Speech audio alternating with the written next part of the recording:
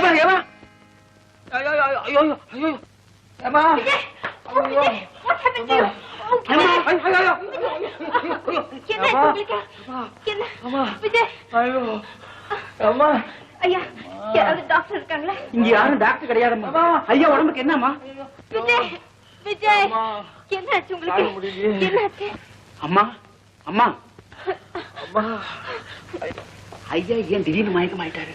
அவருக்கு கேன்சர். கேன்சரா?